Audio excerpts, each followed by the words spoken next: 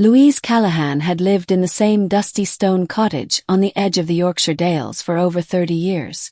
The house was quiet now, far too quiet, ever since her husband Harold passed away nearly 7 years ago.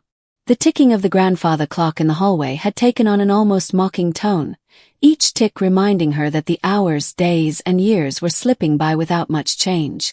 Mornings were the hardest. The weight of silence greeted her before her feet even touched the cold wooden floor.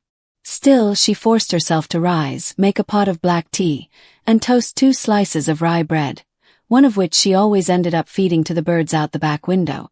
Old habits, she thought, die much too slowly. Louise had once been a teacher, a painter, and even, briefly, a singer in a local folk band.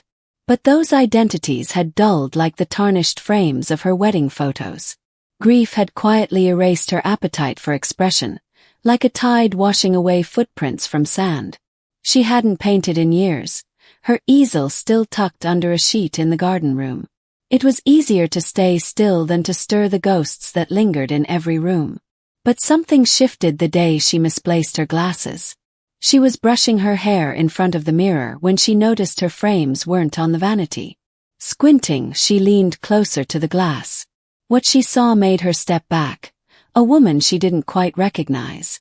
Her silver hair, still thick but wild around her cheeks, framed a face that had grown unfamiliar.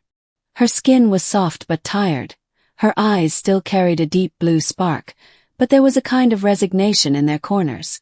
"Who are you?" she whispered aloud. And something deep inside her whispered back, "Find out." The next morning, Louise opened the garden room and uncovered the easel. The scent of old paint and linseed oil greeted her like an old friend. Her fingers, stiff with arthritis, trembled slightly as she opened a fresh canvas. She didn't know what she was going to paint, but for the first time in years she felt compelled to try. Days turned into weeks. Each brushstroke uncovered parts of herself she had long buried. She painted wild fields, old doors, abstract self-portraits, and dreams she had once chased. Her work wasn't polished, but it was hers. She started painting late into the night, her fingers stained with colors by morning. She felt alive again, not youthful, not carefree, but present. Then came the day she ventured into town with her artwork. There was a local gallery that had always intimidated her. She walked in with 3 canvases, her hands shaking. The young man at the counter listened to her story and accepted her submission with warmth that caught her off guard. A week later, they invited her to join a community showcase. She stood at the gallery opening, dressed in a navy blue sweater and her late husband's long wool coat. People approached her, asked about her technique, her inspiration. A younger woman said, "There's something deeply emotional in your strokes, like time itself is on the canvas." Louise smiled softly. "It's never too late to begin again," she said. That night, she returned home and stood in front of the mirror once more. This time, she recognized the woman staring back. Not because she looked younger or more beautiful, but because she looked whole, reclaimed. She began writing letters to her estranged sister in Ireland, whom she hadn't spoken to since Harold's funeral.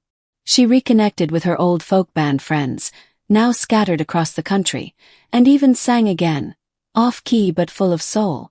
She planted tulips in the garden. She began to cook again, not just toast, but rich soups and stews that filled her home with aroma and memory. She wasn't trying to chase time anymore. She was living it.